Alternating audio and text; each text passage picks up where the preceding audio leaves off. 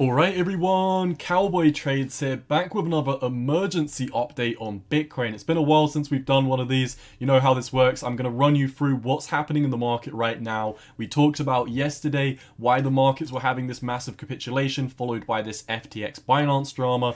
In the past day, we've absolutely started nuking. If you watched my previous video, we were talking about how my price target was all the way down here at $11.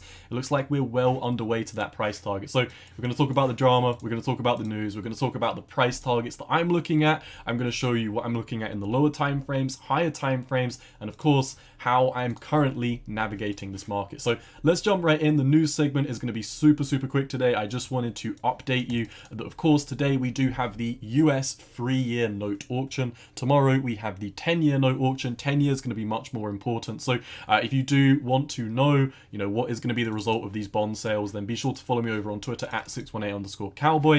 From a fundamental perspective, bonds going up is very negative for the equity markets, which is obviously bearish for Bitcoin as well. Also, Cowboy from the future here. While I'm editing my video, I did find this interesting news article that I will add to this. So, breaking: FTX temporarily halts withdrawals, on-chain data reveals. So, definitely extra fuel to the fire, definitely not good for FTT, and we have started breaking down since this news has come out. Well, breaking down further. So moving on from there, like I said, just a quick news update. I am at this moment in time seeing a bearish pennant on the 15-minute time frame starting to break to the downside. Now you can see this price target right here, if we drag this down, is going to be correlating to an $18,300 Bitcoin. I'm personally targeting around about this 19,000 range. More about why 19,000 and why I'm even targeting 19,000 in just one moment. So very simple.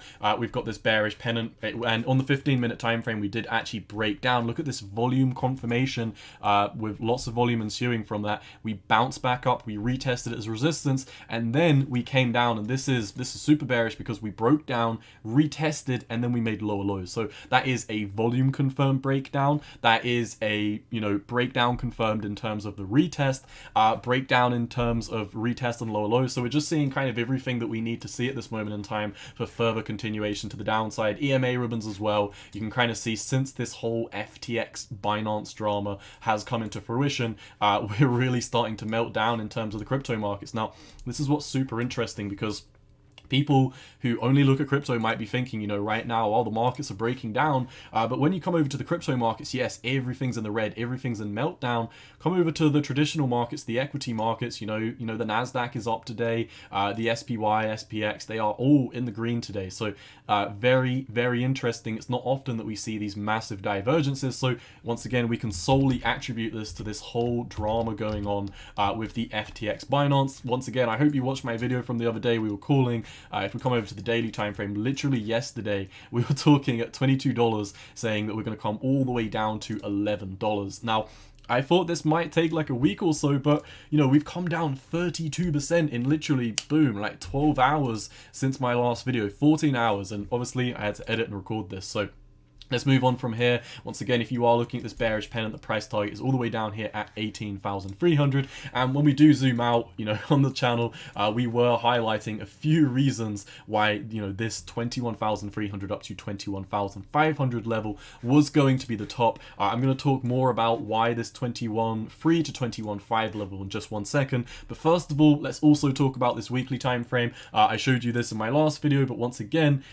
this was the time to be short. This is what we were letting you know. Short from a position of strength. Do not short when we break down into new lows. That's not what I'm about. I like to short when we have these big bullish bounces to the upside. As soon as everyone starts asking me on Twitter, Cowboy, markets are turning bullish. Are you still bearish? That's when I start shorting. As soon as market sentiment turns bullish, as soon as price starts to push up to the upside, this is the time to enter a short, because we're probably coming up to, the mean price. When we're looking at the EMA ribbons, for example, on the daily time frame, we're basically just looking at the mean price. You could put a moving average on here, 50-day moving average, and that would be the mean for the past 50 days. But nonetheless, weekly time frame, I do like these EMA ribbons. We came almost back into them, just like we did over here, and over here, and over here, and over here, and over here. Well, we didn't quite make it up to the weekly, and we absolutely started nuking. Now, I do want to highlight, you might be thinking that this week is very brutal, and we might not be able to come down too much further. I would like to highlight we had a bearish engulfing candle over here, followed up by another bearish engulfing candle. Over here we had a bearish engulfing candle followed up by, you know, another regular bearish candle. Over here, bearish engulfing candle, another bearish engulfing candle. Over here, when we we actually touched the EMA ribbon, so this is a different story from what we're looking at now.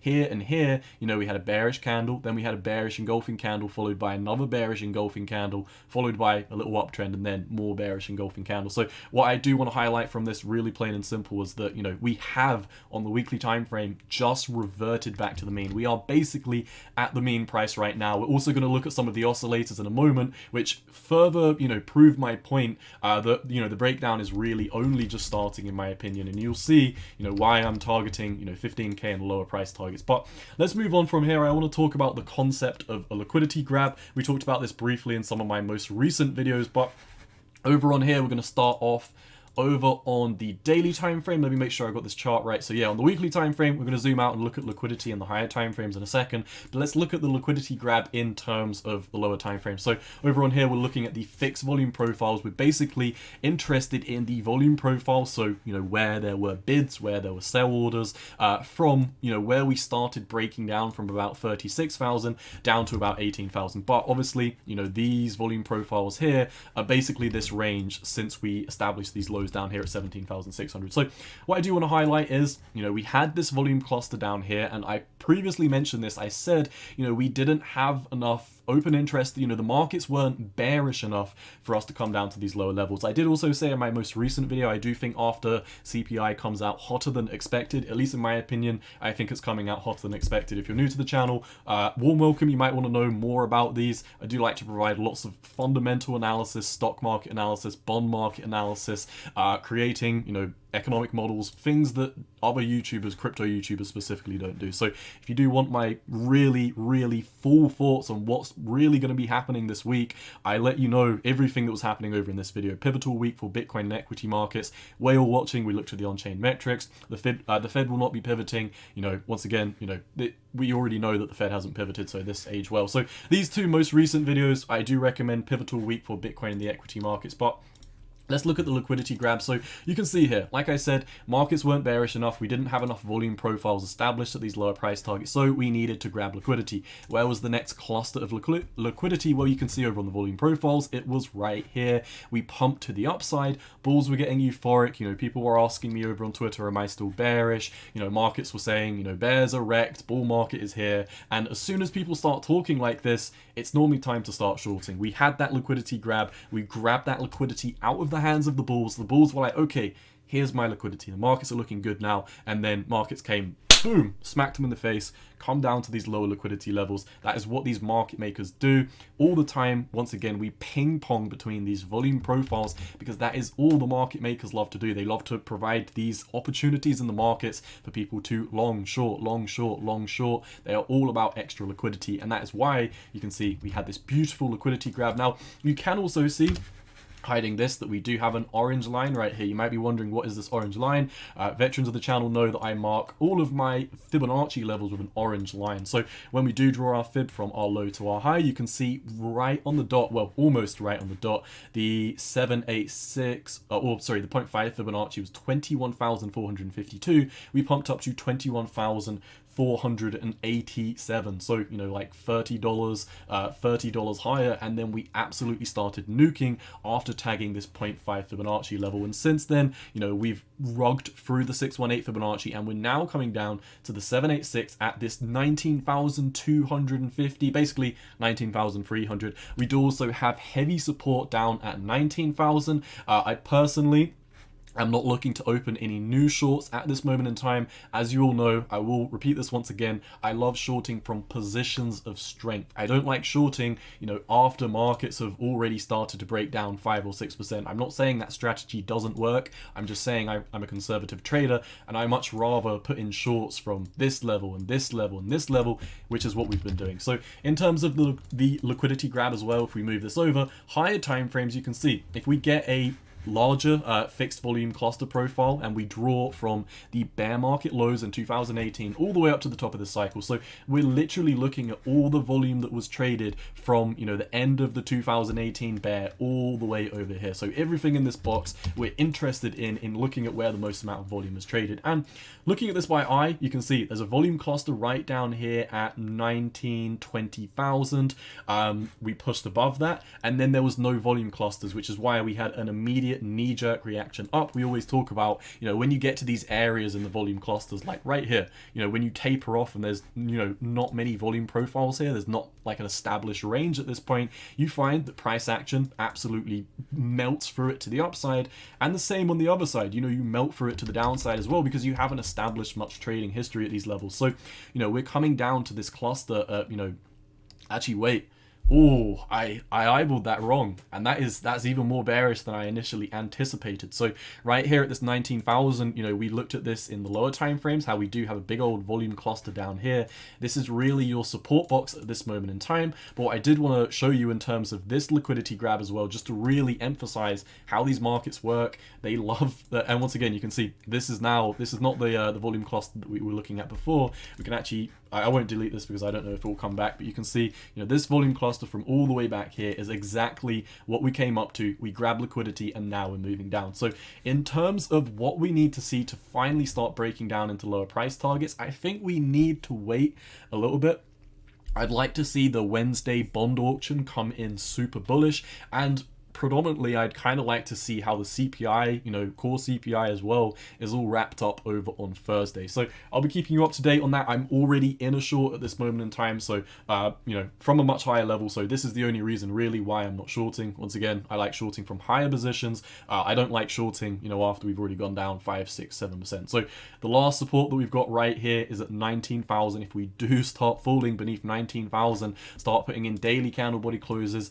Specifically, I'd really like to see weekly candle body closes. We had some down here at 18.8, and we managed to bounce back up because of some of these areas of volume over here. So yeah, like I said, I do think this final meltdown is right around the corner in terms of the higher time frames. Let's now move on to our next chart. I want to look at some oscillators which are going to show us the momentum in this market very quickly on the weekly time frame. You can see here the stock RSI. I'm going to blast through this because I did talk about this in one of my previous videos. I basically mentioned, hey, every single time you look at, let's look at since when we topped out. So we topped out at 69,000. Stock RSI went from like 100 down to 0. And when that happened, the stock RSI dropped. Oh, that was brutal. We had a 52% drop over here. You can see stock RSI topped all the way out. We basically went up to like, you know, 9,900 again. We went down 63% over here. You can see we topped out on the stock RSI, and in this regard, from this level right here, we did end up breaking down another 28.5%, but bear in mind at this moment in time, we weren't as overextended as we are at this moment in time. So, wow, we've actually gone past the area that we were topped out previously over here. So this level right here, 87.337, I said 9,900, apparently exaggerated a bit, 87.37, you can see we did push to the upside of this. So the stock RSI right now, ladies and gentlemen, is so overextended. We are all the way up here. You can see previous times where we do actually push above this line, you know, we have 50% drops, 60% drops.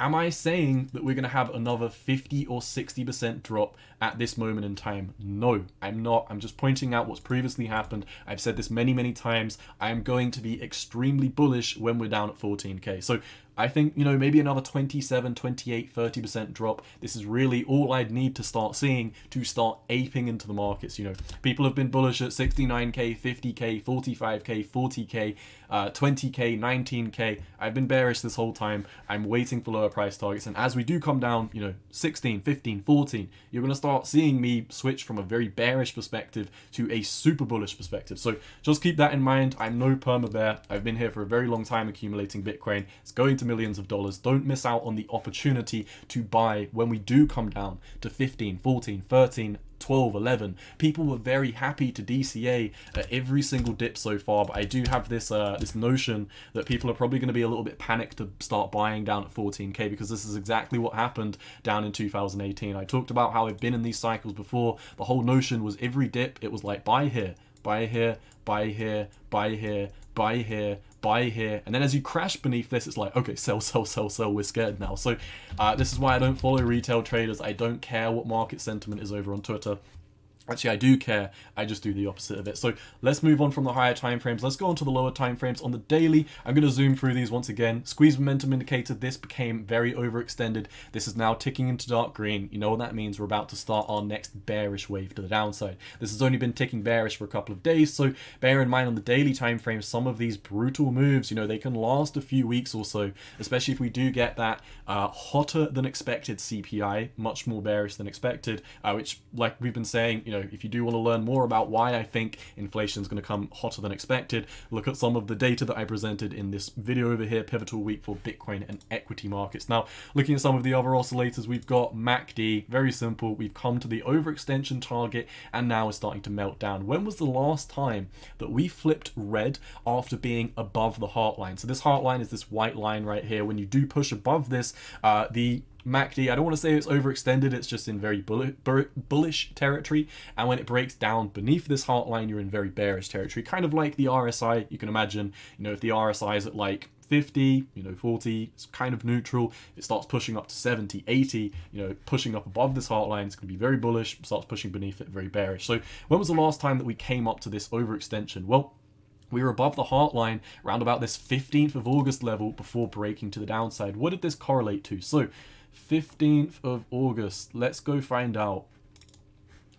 15th of August, where are you? 15th, boom, right here. The price was at 25,000. 25,000. This is also going to be correlated to the MFI. We're going to talk about this in just 1 second. So squeeze momentum indicator came above the heart line, flipped bearish because we were over, well, once again, not overextended, but in very bullish territory. We had a knee-jerk reaction, 26% down. So that's enough said, pretty self-explanatory. In terms of the MFI as well, I've been covering this very frequently on the channel, so I do hope you know all about the MFI, why I much prefer using the MFI, and why, if you do watch my channel, I literally never use the RSI because the MFI does such a better job at it. So you can see, you know, when the MFI started topping out at this 89 region, price target, or the price action was all the way up here at 48,500. We broke down, MFI came back to the upside, meaning that, you know, even though we were making these lower lows, lower highs and everything, the MFI having this knee-jerk reaction back to the upside is basically a massive inflow of liquidity. It got super overextended. There was no more liquidity to come into these markets, so this is when we're overextended in terms of liquidity. Bear in mind, MFI is basically like the RSI, only it takes into account volume, overextensions and underextensions. So lots of people run into the market, it's normally a top sign. Over here, you can see as well, we came back into this trend line, so connecting this data point to this data point, line of best fit, you can see we got rejected over here. MFI topped out, price action was around about 20,500. Quite recently, MFI came up for another peak, didn't quite make it to the trend line. We did hit round about this 21,500 region right here. So looking at this, looking at the MFI, we are pinging down to lower levels right now. It is not looking good. So yeah, all in all, I do think price action for Bitcoin has to come much further to the downside for the reasons that we stated in this video. So wrapping up today's video on my trading plan. Now, I do also want to say, you know, as well with FTT, I do see us coming down to $11. And when we do come down to $11, it's going to be brutal for the market. So once again, this is another reason why it's likely that Bitcoin and cryptocurrencies have a little bit more to push to the downside before we do actually find that bottom. Now, let's talk about my trade. So unfortunately, as you all know if you were watching my videos, I was really hoping that we did push up to 22,000. I did have a 10x short getting ready at 21.8 and 22,000. We didn't quite hit that price target. That is completely fine because we were also shorting from 20,200. If you also remember what I said this market is going to be a win-win situation for me. If we go to the upside, I get to short from a higher position. If we go to the downside, my short trade is going to start bursting into the profits, and the latter has happened. Once again, I really did wish that we could pump up to 22. Didn't happen, but we had that short in from 20,200. This was a 5x leverage short. At this moment in time, the price has come down 4%, meaning the trade is just over 20% profit. So if you are in this trade, congratulations, cowboys. My take profit is actually down here all the way at 19,000. This is going to be a 6% move on a 5x leverage. This is going to be a 30% profit move. So very, very nice. I'm looking forward to this one. I think this take profit is going to get hit at some point very, very soon. You might be wondering, why am I taking profit at 19k? I'm a bear, right? I think we're going down to much lower price targets. All of that is true, but I'm an objective bear. I look at the charts as objectively as possible. This is what I see. I see a very, very healthy built out support floor round about this 19k all the way down to about 18,000. So do I think this is going to get broken? Yes, I do. Do I think you should be shorting, at any of these levels? No, I don't. This is why I always say we're smart traders. We short from positions of strength. We were shorting from 20,200, shorting that reversion to the mean up here. We were shorting here. We were shorting here. We were shorting here. We're not going to be shorting at 19k. This is not what my channel's about. I may be a bear, but I'm not a late bear. I do believe that if you're going to start shorting around about 19,000, it might break down, but we've bounced from here once, twice, 3 times, 4 times, 5 times, 6 times, 7 times. I'm not saying 19,000 isn't going to break. I do think we're going to come down to new lows. What I am saying is that if you are shorting beneath 19,000, the odds aren't in your favor unless you're using a really low leverage like 3x. But nonetheless, you know my trading plan. I'm shorting down to 19,000. I'm taking this range by range by range while we're waiting for Bitcoin to come down to lower price targets and we can finally DCA at those lower levels. We're going to be making money from these trades. So once again, we come down to 19,000, 30% profit. At that point, if price starts to come back to the upside again, beautiful. We can short the next reversion to the mean after my take profit gets hit at 19,000. I don't care if we go up or down. At this point, I'm looking to trade these ranges. That's exactly what we're going to be doing. So for right now, cowboys, that is all I've got for you today. Like I said, I do hope you are in the trade. If you're not in the trade, you're probably not in the Discord. So make sure you do come join the Discord. If you do want to come join, it is completely free. It's on my channel. Come over to my YouTube, click the About section, and you can see I've got my Twitter, Instagram, Discord, and official merch linked. Once again, come join the Discord, come join the community. We share charts, laughs, talks, trading data.